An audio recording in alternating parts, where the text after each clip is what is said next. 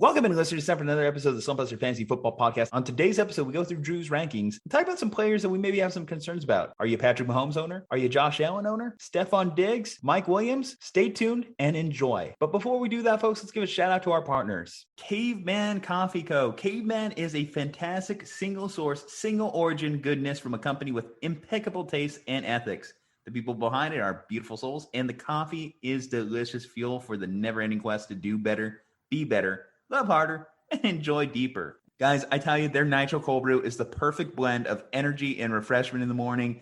Great way to start the day. But why stop there? They have their Mammoth Blends, which I highly encourage you getting. They have their Hibiscus Teas, which are delicious. And guys, if you use our promo code SLUMP, you get 15% off your next purchase of any of these fantastic products.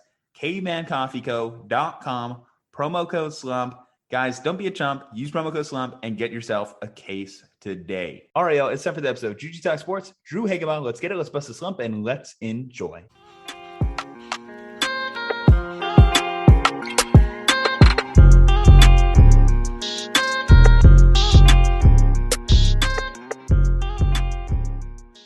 Welcome in, Slumpbusters. Sorry we're recording a little bit later in the week. Just some things came up here and there. So we're going to be changing things up a little bit. So we're recording here later on Thursday. You're probably already watching the Thursday night game as this happened. Thursday night game in the books between the New Orleans Saints and Dallas Cowboys. So we'll try not to give too much away or read too much into that game here. First off, Drew, how are you doing today? I'm doing good, man. Work was pretty okay. So getting ready for the holiday season as always. And, working at retail at Target, it's going to get pretty crazy here in the next couple of weeks. Overall, how's it looking for your playoff races? So far, so good. I mean, the only league I'm really fighting for a playoff is the Caster League right now. Yeah, no, it's definitely getting tough down the stretch. Unfortunately, I guess I got to do a little bit of Monday morning press conference on myself because we actually had our 7-game winning streak snapped by Fantasy Football Truth. Hopefully we get them on the podcast soon to talk it out. But yeah, no, we just had a rough day. Cam Newton, I got to tell you, that was not one that I was too thrilled about. Cam Newton gave us about 6 points when we had 24 from Carson Wentz just sitting on the bench at that moment. 5 for 21, 5.8 passer rating, 2 interceptions. If you were wondering why Cam Newton wasn't signed until week 10, that's probably your answer right there. Cam Newton is just not good at football anymore. Sorry, guys. It was fun while it lasted. It was a fun story. He may still have some fantasy production to be mine just because he does stuff with his legs, but Cam Newton overall, yeah, he's a bum. Yeah, agreed. All right, well, let's get into it. So, we're going to be changing up things a little bit here, guys. Instead of going through the top 12 last week and how it's going to affect this week, we actually do have Drew's rankings, which you can find at Slumpbuster Podcast on Instagram and scroll through those, see if that helps you build your lineup as we head into this week 13, this pivotal week in the fantasy football playoffs. We're going to do a little bit of fantasy football change my mind, basically, because gone through your rankings. I obviously do a lot of the graphic editing for our rankings on Slumpbuster Podcast. And I got to say, I noticed a few things that I just want to question you on, and I have my strong positions on here. So your top 12 breaks down as such. You have Tom Brady at Atlanta, Josh Allen versus the New England Patriots. You have Lamar Jackson at Pittsburgh, Patrick Mahomes at Denver, Kyler Murray at Chicago, Herbert at 6, Dak Prescott at 7, Jalen Hurts at 8, at 9, Stafford against the Jags, 10, Kirk Cousins against Detroit, 11, Joe Burrow against the Chargers, and 12, Derek Carr against Washington. Out of that list, what do you think I'm going to question you on first, Drew? Is it going to be Derek Carr, I'm assuming? No, it's going to be Josh Allen at 2 against the Patriots. Oh, wow. I don't know. I wanted to drop him a little bit further, maybe out of the top 5, but there's something inside of me. And I always have when I go through my rankings, there's always a couple of I second guess myself because it's man, is he going to have one of those days where he just exposes the defense and just pops off and stuff like that? I have a gut feeling that Josh Allen could have a big week this week. I don't care if it's against New England or whoever it's against. I feel for some reason, my mind's just telling me, hey, he's going to have a big week. What if I was to tell you this? That Josh Allen, in his 5 career starts against the Patriots, or 5 career starts since 2018, 3 out of 5 of those, he had less than 15 fantasy points. Man, now it depends. Were those 2018, 2019, first couple of years, or were those very recent as well? Well, it includes 2020 where he had 12.46 fantasy points in one of those games. He did have a game in which he had 32.3. So I will say that for your defense. But overall, over the course of his career, he has struggled against Bill Belichick. In fact, we actually discussed this when we were previewing that game, that Josh Allen against the Patriots, here's his career stats in a vacuum against them. Josh Allen in his career has 7 total passing touchdowns and 6 interceptions. He has a 56% completion percentage. He has a passer rating of 77.4, league average being 90. So this is not an easy matchup for him. No, it's definitely not. I have that feeling, though, that it could be a good one for him, though. I'm sticking with it. I like it. What do you think his stat line is this week? I think he can go for 275 in the air. Okay. I would say maybe 2 touchdowns, 1 to Diggs, and maybe another one to Dawson Knox. Okay, and then that brings up the second part of that equation here, Diggs. I mean, I know we're going to bounce around a little, but Diggs against the Patriots as well. So Diggs, similarly, he had one performance of 37 points. So that was Josh Allen's pop-off week late last year. But he also had 12.2 against them. And you currently have him in your wide receiver rankings as the wide receiver 3. Wide receiver 3, meaning you have him above the majority of the field at that point. Yeah, again, I feel like if Josh Allen goes off, I've just got a feeling that he goes off with him. Okay, well, that's a disagreement there because I just don't see it with Josh Allen this week. I think Belichick has his number, and I think this is going to be a week he struggles. Who do you think is the second name in your quarterback rankings that I have an issue with? I don't know, man. You're tough to read. I'm going to I'll give you a hint. It's someone top 5. I'm going to say, is it someone within top 5? Is it Kyler? It's Patrick Mahomes at 4. Ooh, okay.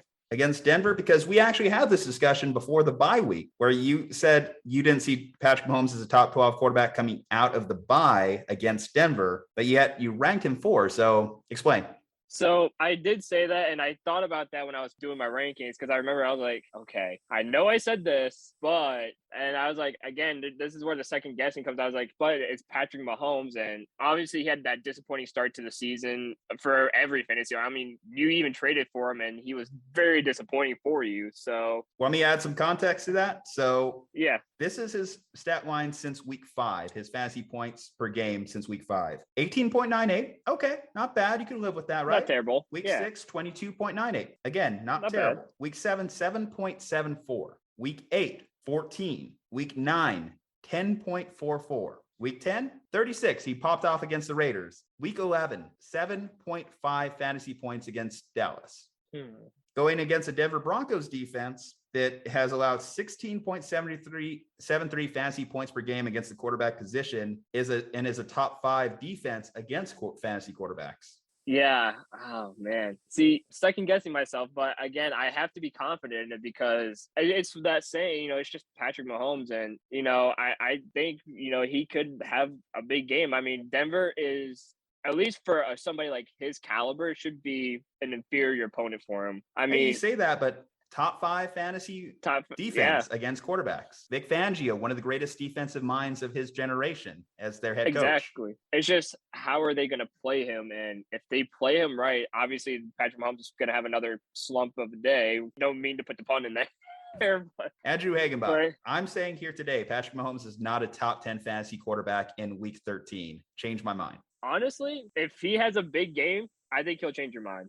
We're recording this on Thursday. What will change my mind on Sunday? On Sunday, I think him having one of his best season stats. If he does it, how does he get there? If he doesn't do it this week, then I don't think he gets there. Well, I'm saying 4 this week. Oh, 4 this week? For this week, man, he's got to hit his mans. He's got to hit Travis Kelce. I mean, I feel like Kelce's been disappointing him a little bit as well. But also, too, you got to hit Tyreek. He's probably got some of the biggest weapons, too. And I think people underrate guys like McCole Hardman as well and underrate, some of his talent. But you got Clyde back. You got Travis Kelce, obviously, who's one of the best tight ends in football. You have Tyreek Hill, who's literally one of the best easily top 5 receiver in the NFL. I think if he gets those guys going, it should be the easiest day for him. Should be the easiest day. Well, you did mention Derek Carr, so let's talk a little bit about Derek Carr here. So Derek Carr, you have him at 12 against Washington. Washington, of course, has been one of the worst fantasy defenses against the quarterback position. We talked about Denver being one of the best. Well, Washington is literally dead last. They allow a total of 27.36 fantasy points against average. That's average, Drew. At 12, when you have quarterbacks against him going against tougher opponents, Derek Carr, what's the rationale? I like Derek Carr going up against Washington. The reason why I have him at 12 and just cracking the top 12 is his recent performances. I feel like his recent performances haven't been all that spectacular. I mean, his offensive line has let him down over the last few weeks. And the reason why I put him in the top 12 now against Washington is because, as you said, Washington's defense has been struggling.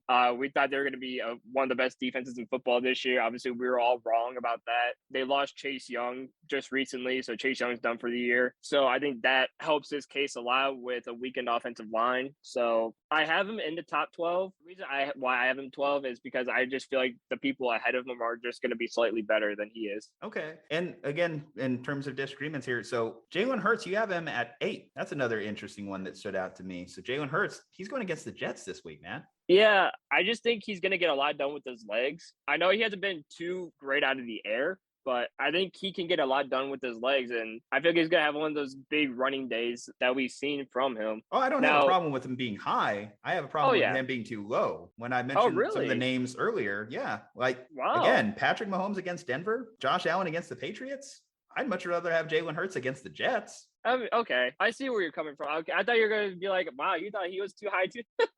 Yes, he had a bad game against the New York Giants, but that's not against the New York Jets, who the Jets are the 21st ranked defense against quarterbacks this year. Yeah. Okay. So I thought you were going off the perspective that he was too high again. I was like, okay, so you think he's too low. Okay. I see where you're coming from. And again, I just think that when I do my rankings, I do based on like a couple of different things. Obviously matchups is being one of the biggest ones. And, and one of the others is, their past week's performance. And so, I think I had him top 5 in my last week's rankings. So I kind of put him down a little bit. I was like, okay, he had a poor performance. It's more of like he got humbled a little bit. Let's put him down a little bit, see if he can perform, against the Jets and stuff. And then he can go back up. So a lot of it is matchup based. A lot of it is also past week performance based as well. Let's go into the next tier quarterbacks down and see if there's some names to stand out here. So you have Taysom Hill at 13, Russell Wilson at 14, Carson Wentz at 15, Tua at 16, Heineke 17, Garoppolo 18 against Seattle,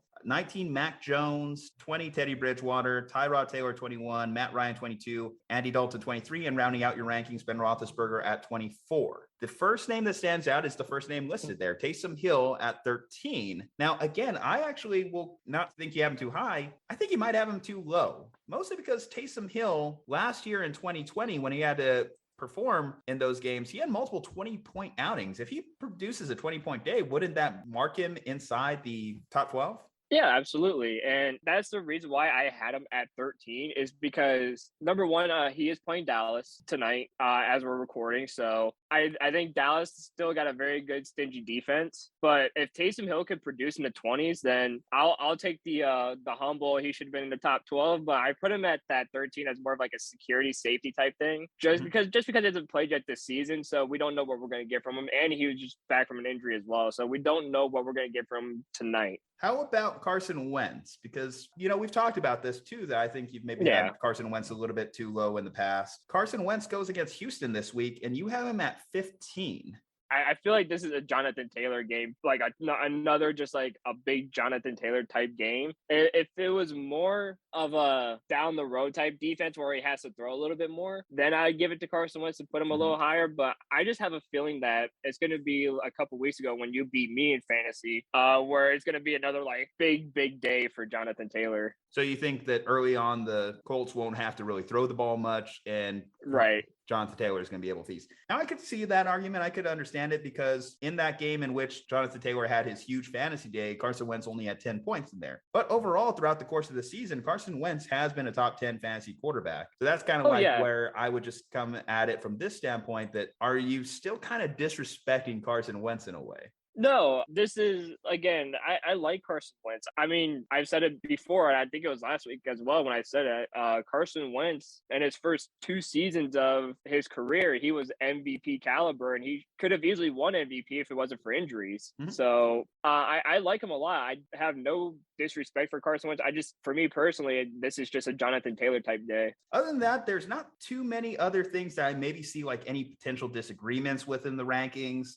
Jimmy G against Seattle, he struggled in that matchup. Heineke against the Raiders intrigues me, but I could understand Heineke being at 17. Teddy Bridgewater might be a discussion just from the standpoint that he did get injured in their last game, and there may be a potential for Drew Lock to play, but as of today, it still looks like Bridgewater will play. So for the most part, I'm fine with most of these other rankings. Was there any of those discussions, though, that I brought up that you'd like to just talk about anymore? Not necessarily, but I'm glad you brought up a couple because, they're great, obviously great discussions and stuff. And, I think a lot of people, especially when they do rankings stuff like that, they're afraid to have these kinds of discussions because, I've met a couple people who do their own rankings and stuff, and I talk to them about it and stuff, and they get kind of like insecure. And, I was like, listen, you got to double down on yourself. You have to trust yourself. And we have disagreements, you and me, when it comes to what I put out. But, that's the joy in this. And that's what this is all about, because you may think Patrick Mahomes is too high. And, and maybe in my eyes, I think is like, okay, he's in the right spot for right now.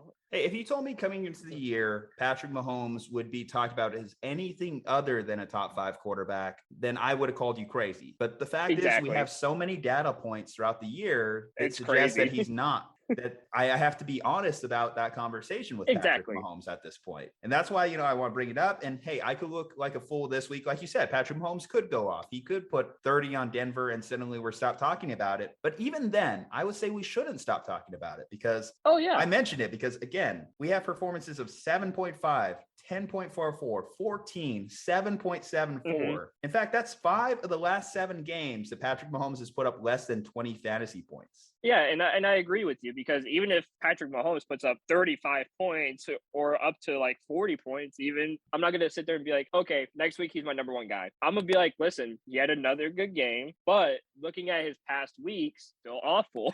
And so that's going to hurt him a lot. Yeah, because, okay, so going down the list to kind of really emphasize where I kind of view Patrick Mahomes at this point in the season, or at least in this matchup, would I rather have Kyler over him this week? Yes, I would rather start Kyler. Would I rather start Justin Herbert against the Bengals this week? Yes, I would rather start Justin Herbert. Dak Prescott against New Orleans tonight?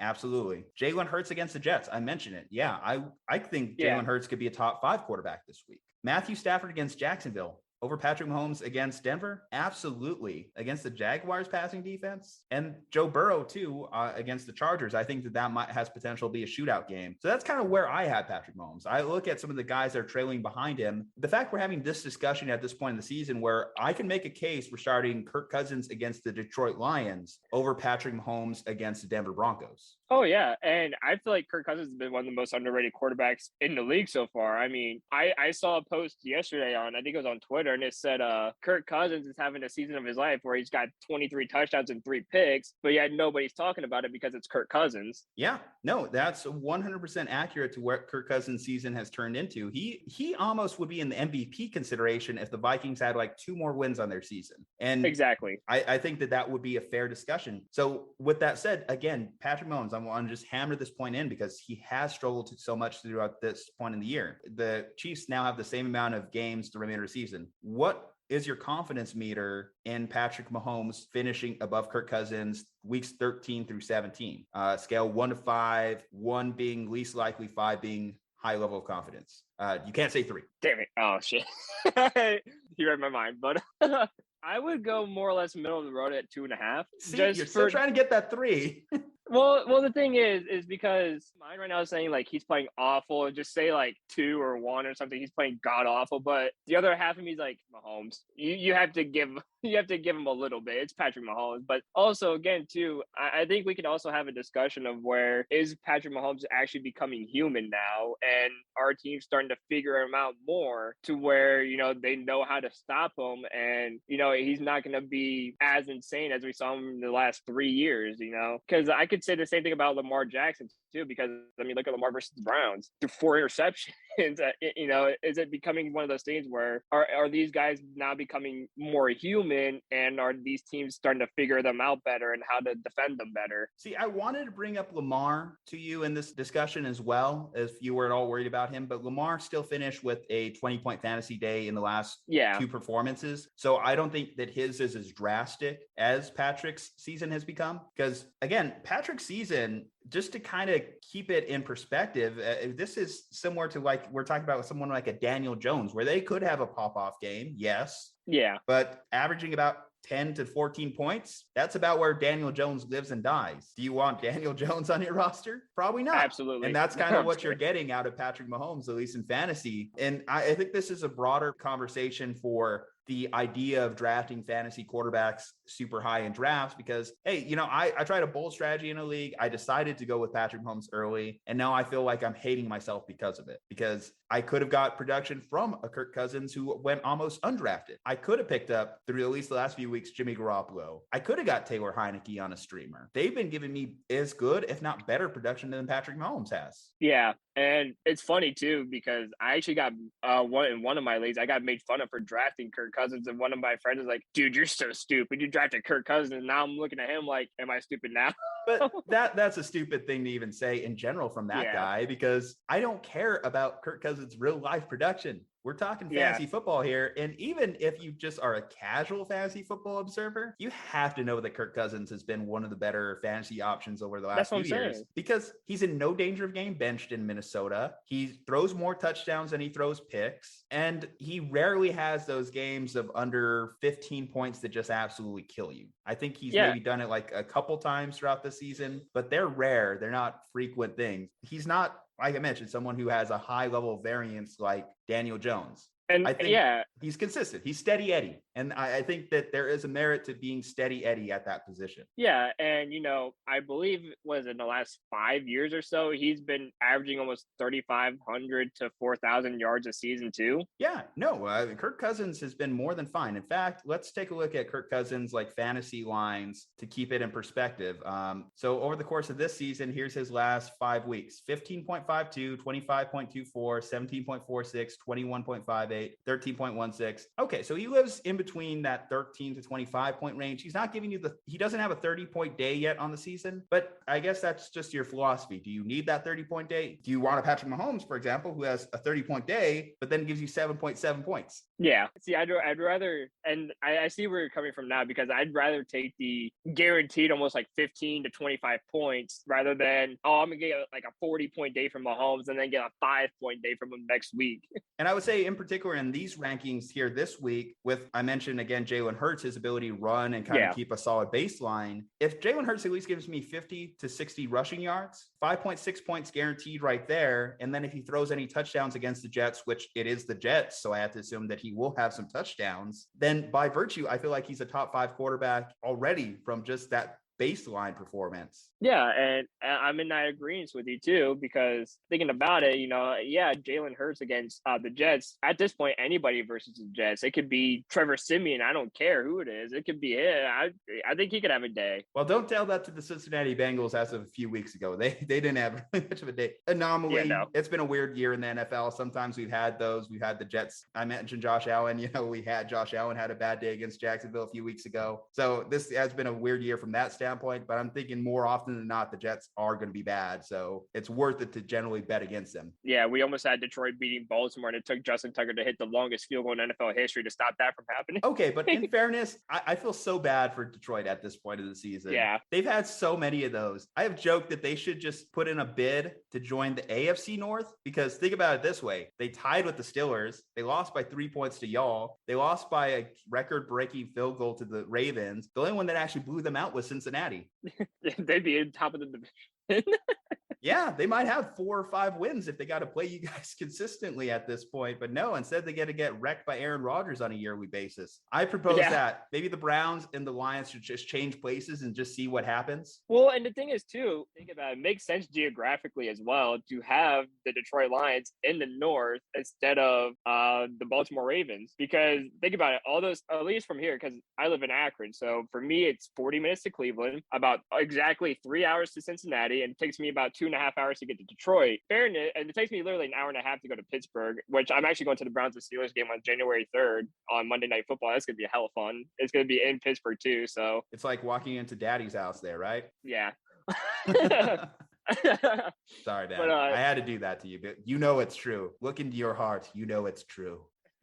It's true, and obviously I got to face reality when it, but yeah, I mean, geographically, it makes sense to have Detroit in the AFC North. I wonder if I could find it before we're done here recording here today, but there is a perfect geographic map that some fan once posted that it realigned all the conferences according to it. And it did make a lot of sense to me when I really thought about it, because, you have some oddities, like even Dallas being in the NFC East when they're more Southwest. I mean, is Texas really East? Okay. I don't really buy it, but there are so many of those that I could kind of see where like a fan would want to do a geographic realignment. And who knows, we may have to have that conversation down the line if we ever get any expansion franchises, which I'm sure the NFL one day when they decide, hey, we want some more money, we'll eventually do it. So we'll get to that point. I mean, it's a talk. Yeah, let's look into your running backs real quick here. Running backs, I didn't have as many issues with most of the rankings here. At 1, you had Jonathan Taylor against Houston. 2, Joe Mixon against the Chargers. Eckler against Cincinnati. Najee Harris at 4. Fournette at 5. Mitchell at 6. Cordell Patterson at 7. You actually had Cordell Patterson in both your running back and wide receiver rankings, but I can't hate on it because I do know that there are some formats that actually allow him in both, and I can make cases for him starting at both if you have the option. At 8, you had Alvin Kamara, which, obviously he just got marked out. Yeah. So full disclosure, how the sausage made, he sends me the rankings on Wednesday. I usually post them on Thursday morning. Just wasn't enough time to adjust in that respect. At 9, Alexander Madison. 10, Antonio Gibson. 11, James Conner, and 12, James Robinson. The only thing that I thought was discussion worthy out of that top 12 was Joe Mixon at 2 versus Jonathan Taylor at 1, because Joe Mixon, he gets the Chargers this week. The Chargers are so bad at stopping the run. Eris will tell you this firsthand. They are so bad at stopping the run. Their ranking against fantasy running backs actually isn't the worst technically. They are 29th, but they're 29th. They're pretty bad. But if you look at the real life averages, they are allowing 10 more yards per game on the ground than the next closest team, which I believe is Jacksonville. So, I mean, it's not too far out of the water, but I mean, you can also ask Eris about Nick Chubb and Kareem Hunt as well when we played them, because both of those guys had a tear against them. Exactly. So, literally everyone has so far to this point where people are looking at Brandon Staley sideways and saying, hey, I thought you coached defense for the Rams last year. Why is our defense terrible? Yeah, you had a championship defense the last couple of years with the Rams, but you can't do anything with the Chargers.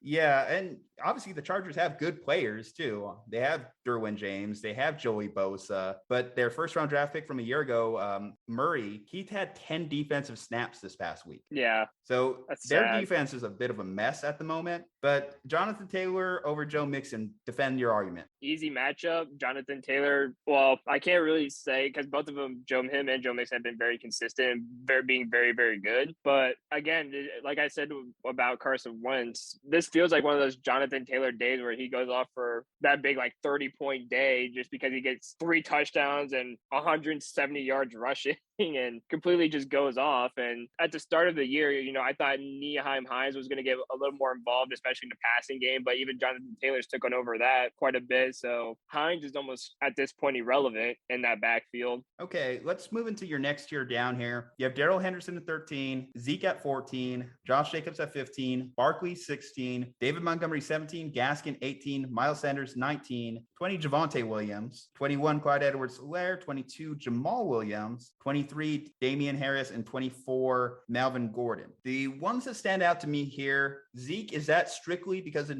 the New Orleans defense, or is it because you're worried about Tony Pollard? Yeah, so it's actually both, because I remember Zeke got injured last week and he came off, and Tony Pollard started taking a lot of those snaps because Zeke, I think it was his knee, if I remember correctly, that was bothering him. And Tony Pollard didn't get into the end zone. The next play, Zeke got in the end zone from 1 yard, but you can see him limping pretty badly. And I usually try to keep on reports and stuff like that as I can during the week. And so from what I saw was that Zeke, depending on his status and stuff like that, he could get limited snaps and Tony Pollard could, get a good amount of snaps. And so for me, it's more or less, how much is he going to get this tonight as we're talking about this? How much is he going to get tonight? Tony Pollard going to match him in touches, maybe get a little more? How is his knee feeling? And again, too, the defense for New Orleans isn't that bad at all either. So that also factors into it as well. Okay, what about we have Damian Harris down here at 23? I would say this is a guy I feel like you maybe have too low.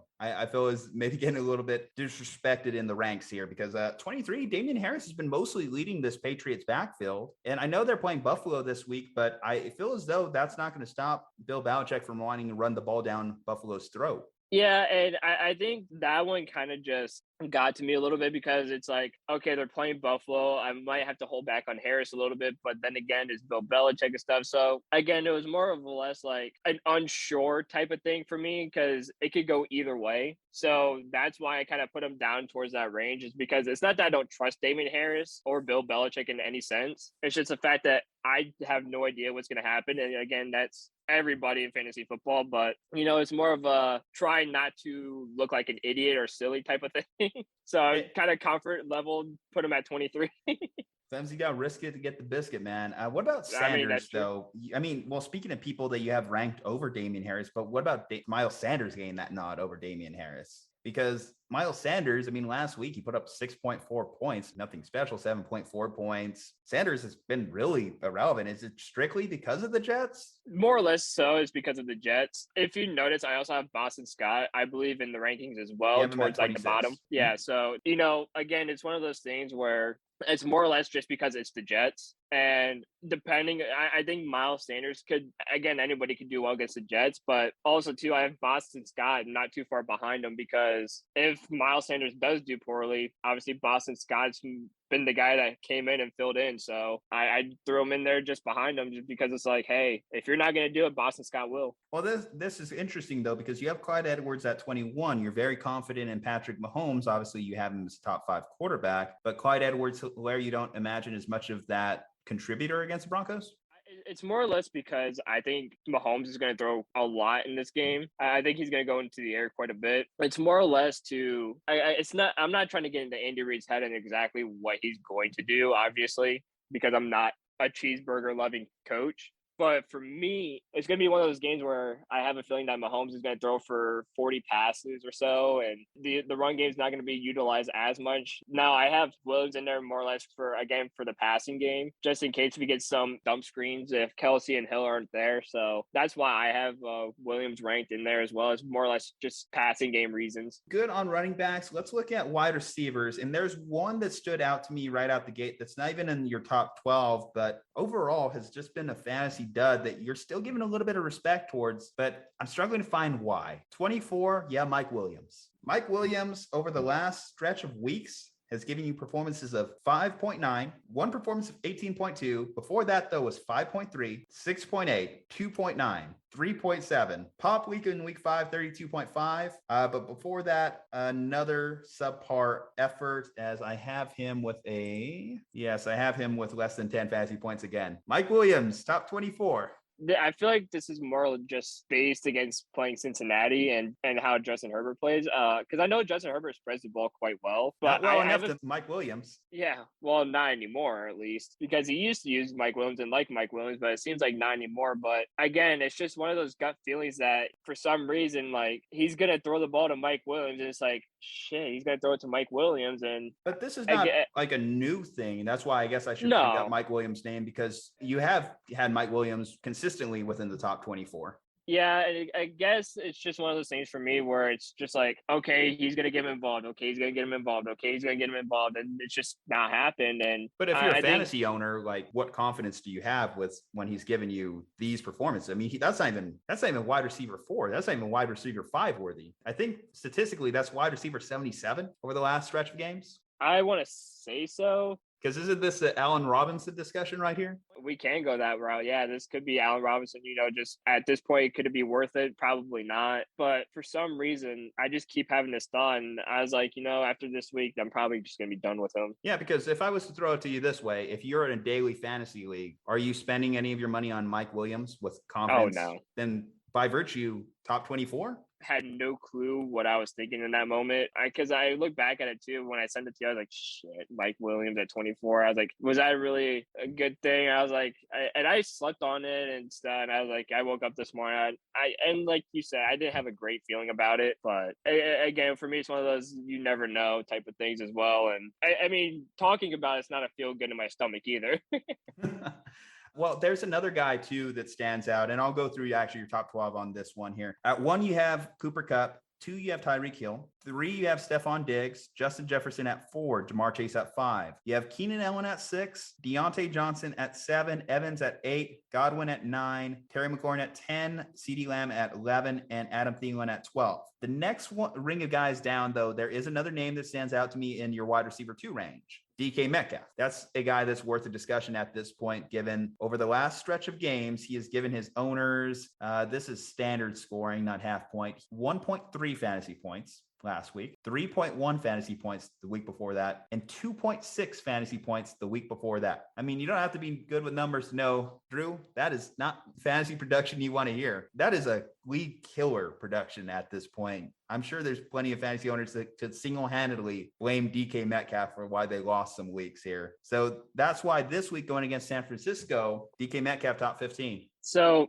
I have him in there in the top 15 is because I like him as a talent. I like him as a receiver. He's very, very good. And more or less, like, his bad production, can it be blamed on, Geno Smith and Russell Wilson? Sure it can. But also, too, there's times where he's made his own mistakes. Obviously, he's dropped a couple passes here and there, and receivers make their mistakes. The reason why I have him in the top 15 is, again, I just have a feeling that this is one of those days where, Russ can get the ball to DK. Now, I don't know if they're going to win. And, I trust your 49ers to do the job. At least I hope so. And I'm sure you're Seattle, where Russ has a 15-4 career record against the 49ers. So I'm never confident in that game. Yeah. I mean, that's very, very fair. but I just have a feeling that, again, like you said, that record, I have a good feeling that DK can have a solid game and start to come back. Well, let's see what he did last time they played San Francisco. He gave you a line of 8 total targets, 4 receptions for 65 yards, and he did land in the end zone. Now, that's the make or break. If he lands in the end zone, fine. Saves his fantasy day right there. That's 6 points that you weren't expecting. You were happy you got. If you were in PPR leagues, great at extra points to 7 total. But I could understand why fantasy owners would be like, man, can I start this guy this week? Can I feel good about that? Because less than 5 points in 3 straight weeks. Yeah, and it's one of those things too, because I have Jalen Waddle on my bench. Let's say I have Ayuk on my bench. And see, that's what I was gonna start. Do I start Darnell Mooney over DK Metcalf? I mean, he's been a lot better. And that's where I was gonna go to next. Is you could start him. It just depends on who you have on your bench. Could Mooney start over? Sure. I mean, I like Darnell Mooney a lot, but again, it's tough to. And I'm sure you guys get this feeling, and I'm sure everyone gets this feeling, because like when you think about sitting a star player like DK Metcalf, it doesn't feel good because you don't know if you're confident enough if they're going to be good that week. Like, it took a lot of me. I think, I can't remember what week it was, but I had to take a player out and I was like, really want to do this? Is it for the best? And then, did it pan out? In a way it did, because they did get a couple more points than the guy I benched. But it's that feeling of, is sitting DK worth it? It can be, but also too, could it be one of those weeks where you actually do sit him and you thought you made a smart decision? Then he goes off for 20, 25, gets in the end zone, gets 100 receiving yards, and it's a tough decision. But again, I just have that gut feeling that he should be a good starter. I guess it just depends on your process for this, because I think if you're just saying, okay, a guy had a bad week the week before and a guy had a good week, then that's a bad process. That's not a good process. Yeah. The difference, I would say, is if I was to look at a guy like Darnell Mooney, he's been leading his team consistently in targets, had 8 targets the week before, 16 the week before that, 6, 9, 5, 8, 5, really consistent target production, versus a guy like DK, who last week he had 4 total targets. He had 8 targets the week before that, good. 8 the week before that, good. But he's now converting on less than half his targets too. So that's where it's kind of like that process is, I'm looking at the targets. I'm looking at the trends of it.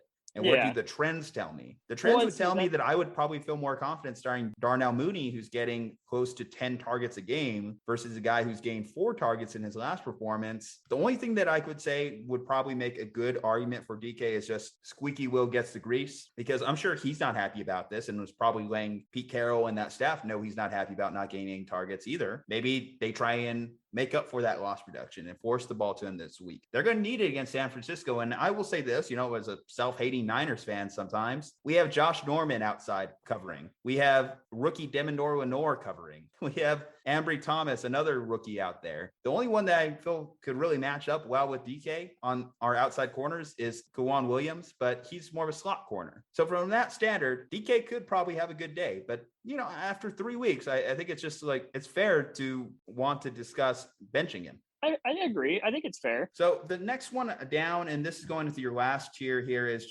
it's a minor one, but one that I think deserves a discussion here. So you have Kendrick Bourne at 33 and you have Jacoby Myers at 34. Want to kind of explain that rationale why you were feeling more confident in Kendrick than Jacoby? Looked at the numbers last night. I obviously a long day of work. I can't remember the exact numbers now, but I think Kendrick Bourne is getting slightly more targets than Jacoby Myers, if I'm remembering correctly.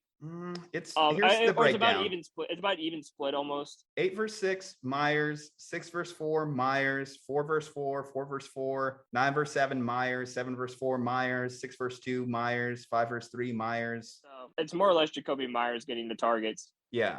But now, what do the fantasy points look like for both? Well, I know Kendrick Bourne had a really good day this last week. Okay. So Bourne put up 20.3 last week. Okay. Of course, Myers put up 12.3.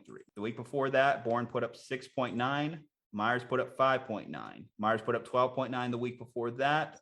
Bourne put up 22.1. So I guess over the last 3 weeks, I will give you that Bourne has outscored Jacoby. I guess the thing to ask yourself here is Bourne just getting lucky in terms of getting more touchdown production? Because he has landed in the end zone more than Jacoby has. So in fact, we know that's one of Jacoby's big drawbacks as a fantasy producer is the fact that he never scores touchdowns. I believe he has the record for most catches, most yards without scoring a touchdown in Patriots history. And over the last 3 weeks, Bourne has scored a total of 3 touchdowns, 2 last week and 1 2 weeks before that. Like I said, I saw those numbers last night, and my thought was, I like Jacoby Myers getting the target shares, but for me, it's, what's he done with those targets? And I feel like, obviously, we heard the points. It looked like Kendrick Bourne does a little bit more with the targets he gets. So you like the red zone possibilities. Right. Because I feel like Kendrick Bourne gets into like you said, Kendrick Bourne kind of gets into the end zone a little bit more and kind of has that more reliability of scoring.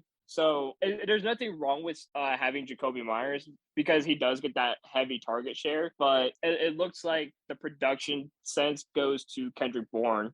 As my philosophy is I would like to have the targets because at least I'm knowing he's gained the targets, because if Bourne doesn't land in the end zone, then that changes the way you look at both those guys. I talk to my coworkers a lot because they like fantasy football and they always come to me for advice. So they're like, Andrew, should I get this guy or this guy? And I'm like, we'll go with this guy because he gets the targets and I trust him more to get the ball than this guy would. And they're like, oh, okay, cool. And so I agree. I like the philosophy of the more targets, the better. Here's what I'll give you, though. I'll concede this. Against this particular matchup, Buffalo is going to be missing Tre'Davious White, meaning an outside receiver like Kendrick Bourne has the ability to potentially at least get a little bit more open. Jacoby Myers, of course, works out of the slot, so Tre'Davious White being out doesn't really affect him in any significant way. But if I was to say that Kendrick Bourne was going to have a good day against Buffalo, Tre'Davious White being out would be the dream scenario there. So I'll give you that one. It's the lower end of the wide receiver spectrum here. Obviously, we're talking about 34 and 35 here in your rankings, but I think it's important because I'm sure there's probably some owners that actually might have Jacoby Myers and Kendrick Bourne and deciding who should I start. Yeah. Let's go into tight end. And there's only one that I really wanted to hammer on this one. Okay. You have Foster Morneau at 20. Now, Foster has gotten his opportunities when Darren Waller's been out, and as of this recording, Darren Waller is doubtful to play in their game against Washington. Why are you so low on Foster Morneau? Because he scored 15 points in Waller's absence against the Eagles. He also put up 8.4 points with Waller in the lineup when they were splitting the following game. Going back on it too, because I thought about this today. And, I sat there and I thought, going back on it now, really Derek Carr only had has Foster, and that's really all he has besides Hunter Renfrow. So it's one of those scenarios, does Foster get a lot of those targets that, Darren Waller got? And again, it's like what we talked about with the target shares, how much of that targets is he getting? Is he getting 8 targets? Is he getting 9 targets? Is he getting 7 targets? Well, if he gets Darren Waller's target share, we know how valuable Darren Waller is when he's in the lineup. Because, there's a lot of times where Darren Waller gets more than double-digit targets a lot of the season.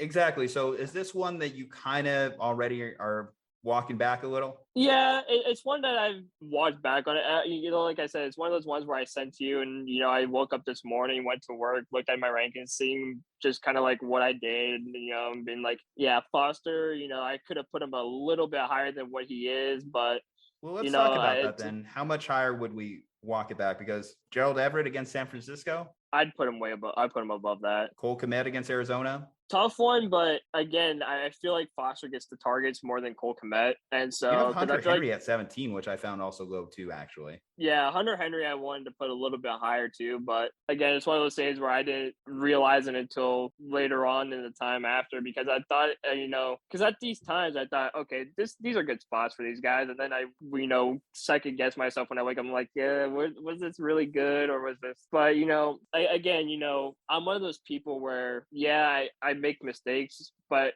I'll double down on my mistakes because you look at people's rankings, they're not going to be perfect. I mean, you can go to anywhere, you can go to Fantasy Pros, you can go to any, and they're gonna be all off the wall. I mean, this guy could have Darren Waller at 1, and Darren Waller can go to, and this other guy can have Darren Waller at 5, and you're like, why does this guy have Darren Waller at 5? And he's a top 3 at best, and he might be onto something, you don't even realize it. And and you won't find that out usually until Tuesday morning, who was right or who was wrong.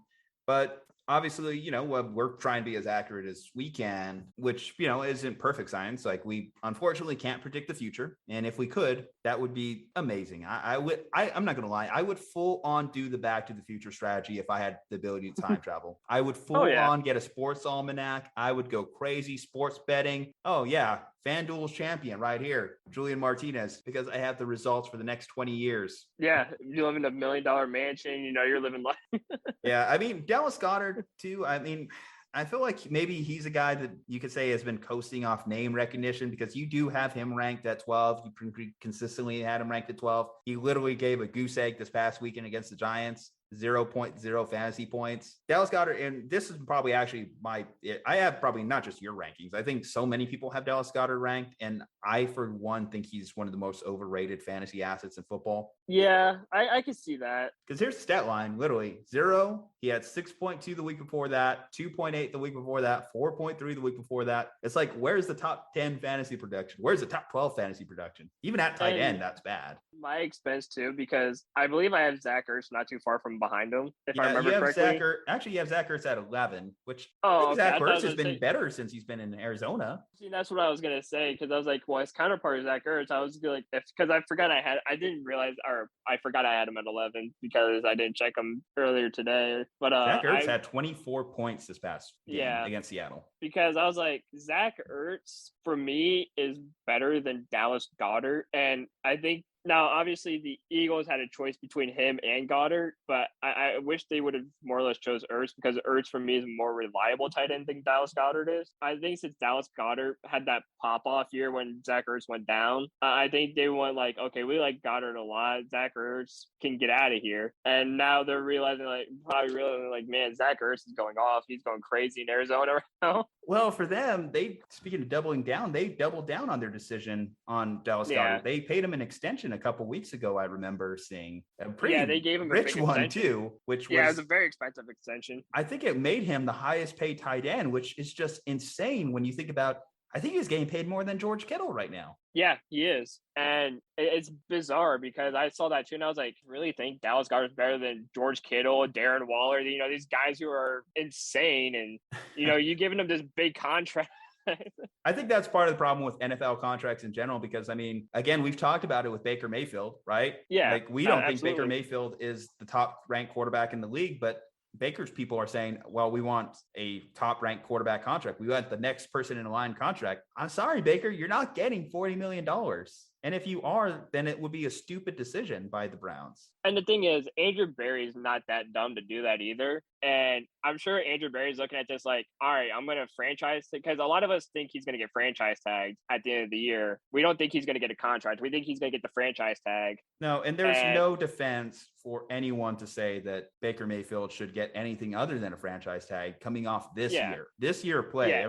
Like, what has he done that says I deserve a 3-4 year contract? And Andrew Berry's thinking that too, and I'm sure he is. He's like, this has got to be a franchise tag because number one, it's not his best year. Number two, you know, he's been injured almost 90% of the year. So it's not a season where, you know, you got fully healthy potential Baker Mayfield. You got torn labrum, broken knee, broken foot.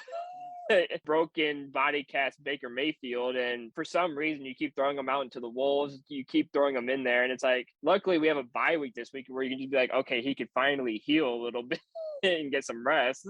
Yeah. Well, you know, hey, obviously you're going to answer these comments on Instagram later after we finish recording here, but actually we did get some early comments on your rankings come in. Want to just quickly answer these ones here? Yeah, absolutely. How Taysom Hill that high, bro?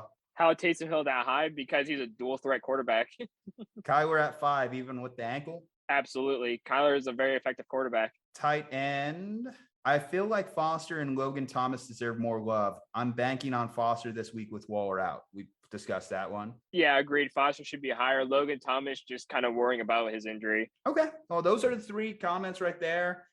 Defensive rankings. I mean, you have Colts against Houston. I could see that working out. Tampa Bay against Atlanta. I could see that working out. Dolphins at Giants. Eagles at Jets. Okay, fine with the top 4. Rams at Jaguars. Fine. Minnesota at Detroit.